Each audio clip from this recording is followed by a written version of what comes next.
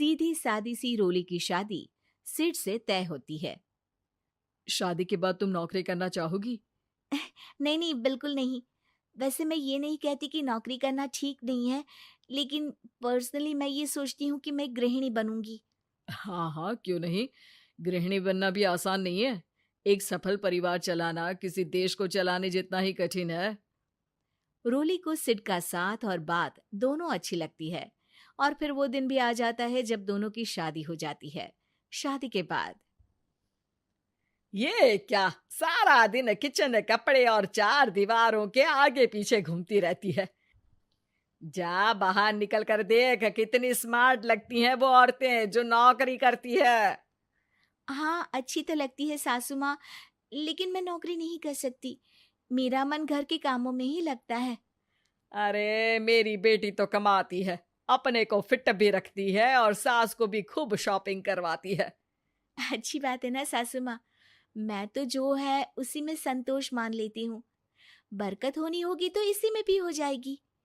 ये बोलकर रोली चली जाती है। एक दिन सास की सहेली घर आती है, जहाँ रोली उन्हें चाय के साथ कई तरह के पकवान बनाकर खिलाती है।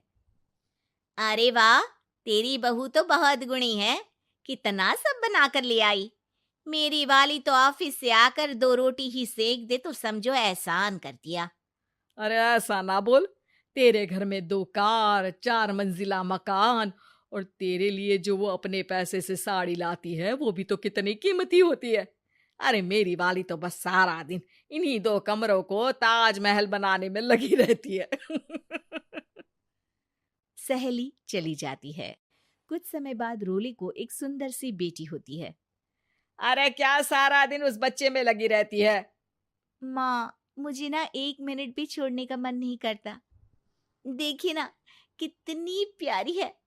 मैं ना इस हर पल को एंजॉय करना चाहती हूँ। अरे हाँ हाँ, हमने भी बच्चे पाले हैं, हम भी जानते हैं कि कितने प्यारे होते हैं, और अपने बच्चे को बढ़ता हुआ देखना कितना अच्छा लगता है। लेकिन एक दिन अचानक और रोली, एक बहुत बड़ी घटना हो गई। एक शॉर्ट सर्किट से पूरी दुकान जल गई। ओह, अब अब क्या कुछ समझ में नहीं आ रहा कि कैसे घर चलेगा। घर की पूरी गाड़ी पटरी पर लाने के लिए कई साल लग जाएंगे, और वापस पहले जैसे होने में भी बहुत टाइम लग जाएगा। रोली रोली कुछ सोचती है, फिर अपने 3 महीने के बच्चे को देखती है और कहती है, आप कहें तो मैं नौकरी शुरू कर दूं? माँ मुन्नी को देख लेगी, फिर शाम को तो मैं घर आ ही जाऊंगी। सिड कुछ कहता उससे पहले ही उसकी सास वहां आ जाती है। अरे हाँ हाँ, अब भी तुझे नौकरी करने के लिए पूछना होगा। अरे घर पर इतनी बड़ी विपदा आ गई है, तू है कि बच्चे का मुंह देख रही है। अरे क्या मुझ पर भरोसा नहीं है?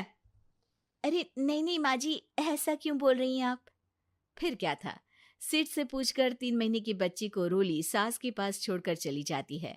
शाम को ऑफिस से आने पर अरे सारा दिन इसने तो चैन नहीं लेने दिया, बस गोदी में ले लेकर घूमती रही।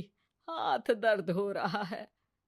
बहू को बहुत गिल्ट फील होता है, लेकिन जब वो घर की हालत देखती है तो चुप रह जाती है। ऑफिस में सहेली कहती है, अरे रोली, तेरी तो बच्ची छोटी है ना, कैसे मैनेज करती है? कैसे मतलब? घर पर रहती है वो अपनी दादी के साथ।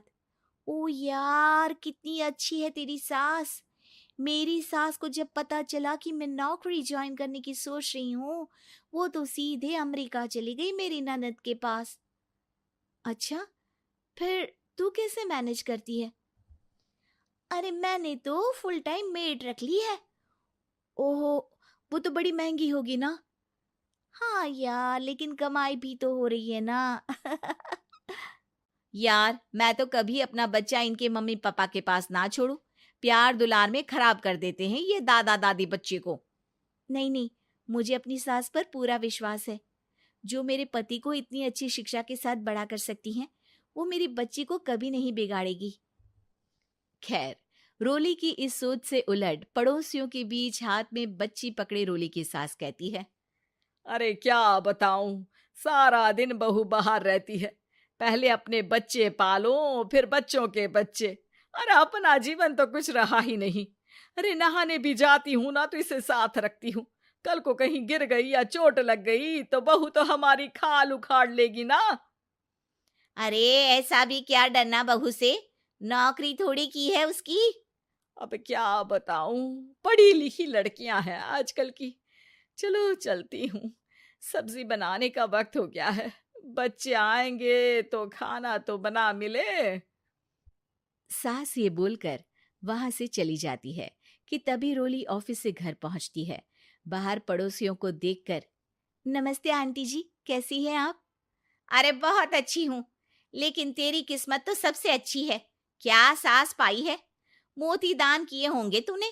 तेरा बच्चा भी देखती है, खाना भी बनाती है। बेचारी बहुत काम करती है तेरी सास। हाँ आंटी, सही बोल रही हैं आप। अब ऑफिस भी दूर है तो आने जाने में वक्त चला जाता है। खैर चलती हूँ। हाँ हाँ बेटा जाओ, गर्मा गर्म खाना खाओ। रोली घर आती है, जहाँ सास एक बार फिर छोटी सी मुन्नी की शरारतें गिनाने में लग जाती है। अरे आज तो इसकी वजह से मुझे 2 बार कपड़े बदलने पड़े। बार बार पानी गिरा दे रही थी। दोपहर में थोड़ा सोचा कि आराम कर लूं तो दूध के लिए रोने लगी। हाय, मैं तो परेशान ही हो गई। रोली को सास की बात अब कुछ अजीब लगती है, पर वो जल्दी से कपड़े बदलकर किचन में जाकर रोटियां बनाने लगती है। सारा महीना काम करने के बाद रोली को सैलरी मिलती है। वो पैसे लेकर सीधे सास के पास जाती है। माँ जी, ये मेरी सैलरी। आपने हर कदम में इस घर का साथ दिया। मैं नौकरी करने के पक्ष में नहीं थी। मैं तो अपने बच्चे को बढ़ता देखना चाहती थी। मैं थोड़े में भी खुशी थी। कभी मैंने आपको किचन में पैर नहीं रखने दिया था। घर की मुसीबत नहीं आती तो मैं कभी इन जिम्मेदारियों को आप पर पड़ने नहीं देती। अब सास समझ चुकी थी कि उसकी गलती कहाँ है। हाथ में पैसे देखकर कहती है, मैं पढ़ी लिखी नहीं थी तो पति ने भी कभी पैसे हाथ में नहीं रखे। बेटे ने भी गल्ला संभाला, लेकिन तूने मुझे समझा। ये मेरा सम्मान है कि एक बहू होकर तूने पूरी सैलरी मेरे हाथ में रखी बेटा।